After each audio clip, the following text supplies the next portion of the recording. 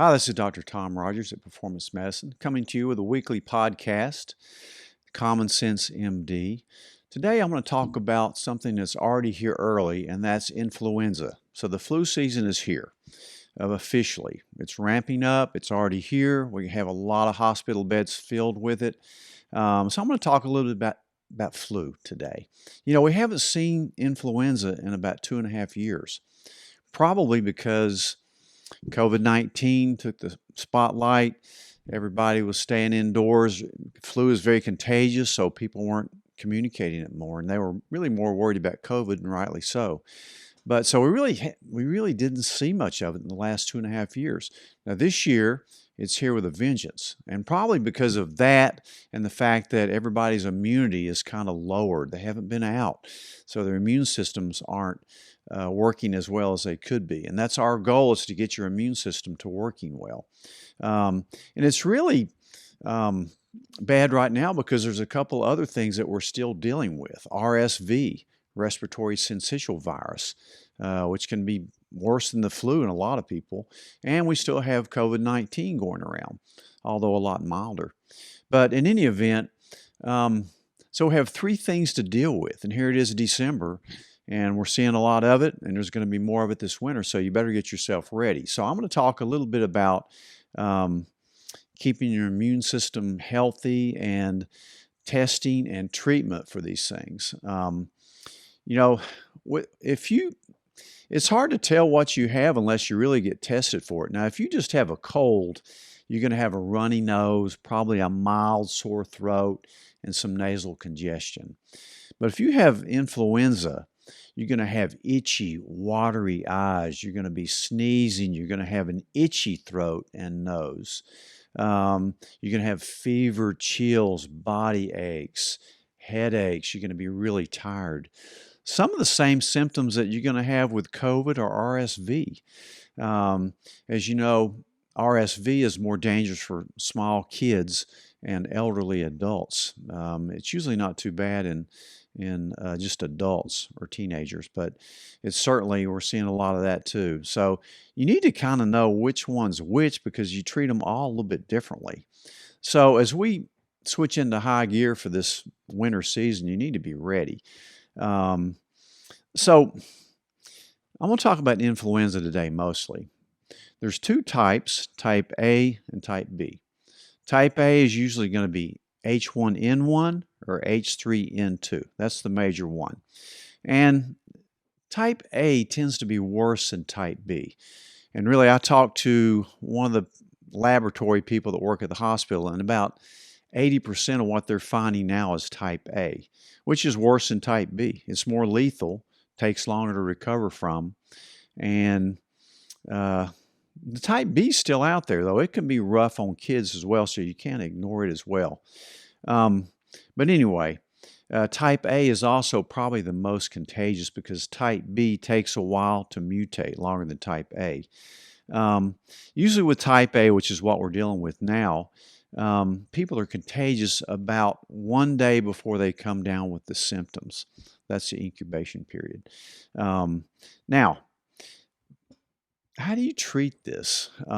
As you know, RSV, you treat symptomatically. There's not a lot besides supportive care that you can do, unless it gets real severe and you get hospitalized with it as a kid.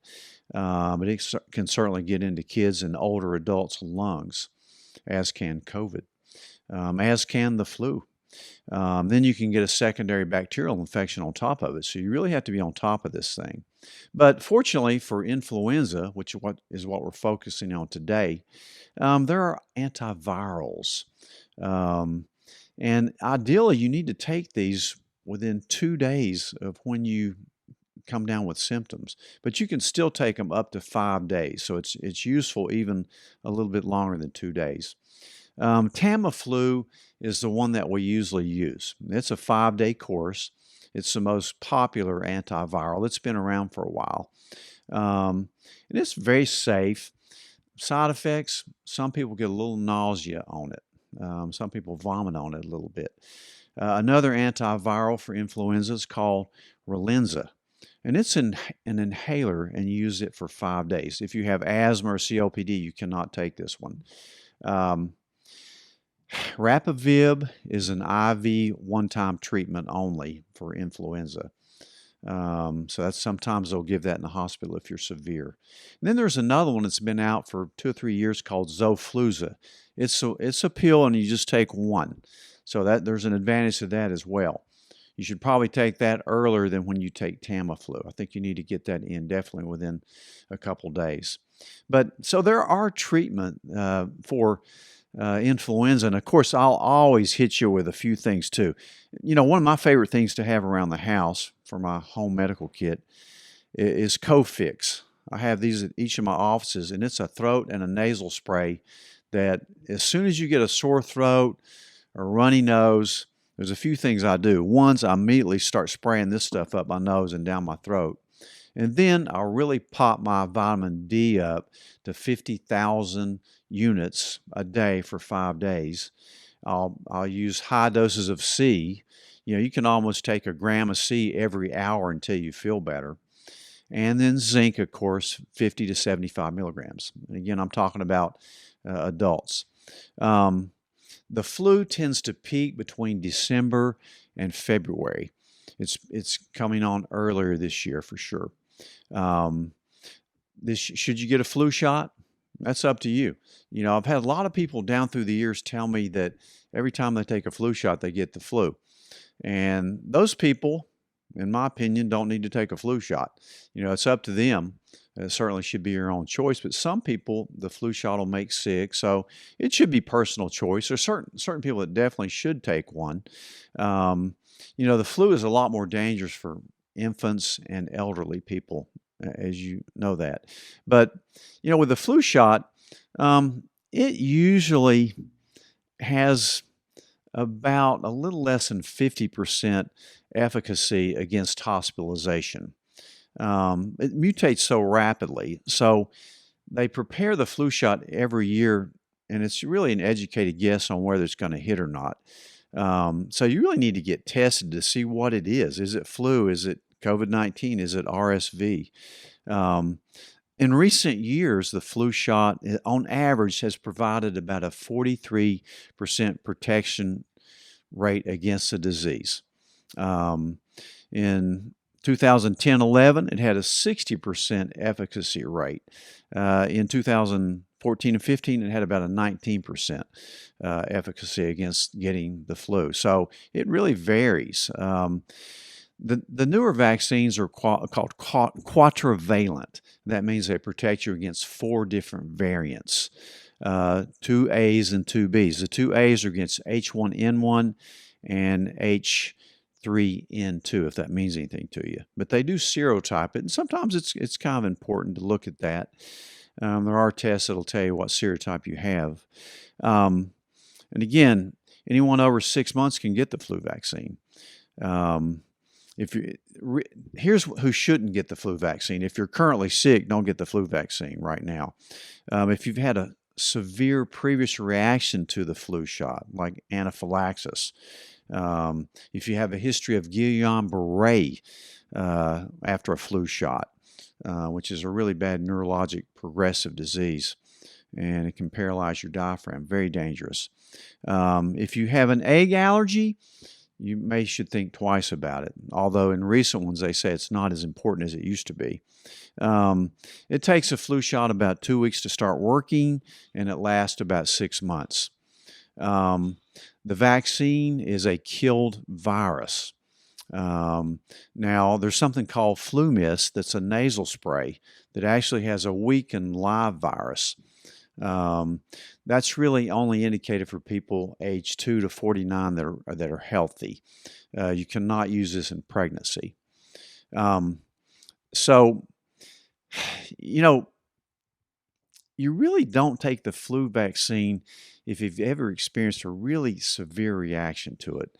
And again, I'm certainly not against the flu vaccine, but it should be personal choice. And I tend to believe my patients, if they don't want to take one, if they think they've had a bad reaction to it, just don't take it, but just take precautions. Otherwise, like take care of your immune system and have some of this other stuff around in case you get it, and then get tested to see if you actually have the flu.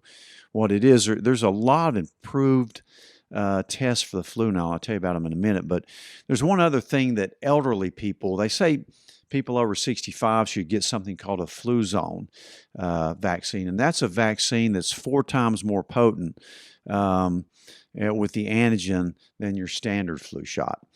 Probably more side effects as this as well. So sometimes they push this in elderly people. I guess I would be termed elderly since I am over 65. So how do you test for this? A lot of the pharmacies nowadays, you can go in and get a drive-in test, and there's home test as well. LabCorp now has an FDA-approved test with a nasal swab. And again, with this nasal swab, you don't have to stick it to the back of your brain. You just do the anterior part of the nose. So it's not painful or really even uncomfortable. And it is a PCR test, which is more accurate than a rapid test. And it detects COVID-19, influenza, RSV, and it's not a rapid test. And so what you do, you can actually buy this test. It's a home test. It's called LabCorp Seasonal Respiratory Virus RT PCR DTC test, if you can remember that. I'll print it out for you. But you can actually buy these, and then you do it yourself at home, and you FedEx it in, and in 1 to 2 days when they receive it, you're going to have your result. Now, again, that's a little iffy if it's going to get through because you want to treat this as early as possible. So that's the test, that or a 4-plex test if you go to an ER, an urgent care center, and maybe even some mini clinics, you're going to get this 4-plex test that they run on site that's going to tell you about whether it's flu A, flu B, RSV, or COVID-19. So that's a good thing to do if you happen to go to an urgent care. And I'm hoping some of these pharmacies will do the test in your car, drive in, drive out, and then you can call us and we'll treat you appropriately depending on what you have, because you really do need to identify what you're dealing with. And this year it's triply important because you've got these 3 viruses that can cause very similar symptoms. So there's also one, Quest Labs is going to come out with a home test as well. So I'm looking forward to kind of doing some research, because certainly if you can avoid going to the emergency room and get home tested, then in early treatment, then you certainly want to do it. But the important point is take care of your immune system, take your vitamins, have some of this stuff around. There's a lot of other things you can do. There's one that's really hard to pronounce, but it's called Uscosilium, and that's a natural homeopathic medication that you can get at a lot of vitamin stores and maybe even some pharmacies. But it's a natural homeopathic remedy that a lot of people swear by. I've had people through the years tell me they start taking this early, and it really works. And in my research on it, it's about 50% of the time it works. Again, you need to take it early, and it's a homeopathic medication, meaning that it has a little bit of what makes you sick. In other words, a little bit of the virus. It's diluted so many times that you can't really detect it. So it gives off this energy. And in this particular homeopathic medication, it actually comes in little pellets, and it's taken from wild duck heart and liver. But it's diluted down so much that it's not going to cause you a side effect. And it comes in these little pellets in a little tube, and you put it under your tongue. You don't touch it. You do it on an empty stomach. And a lot of people just prefer this over the other treatments that are available, and I'm certainly not against it.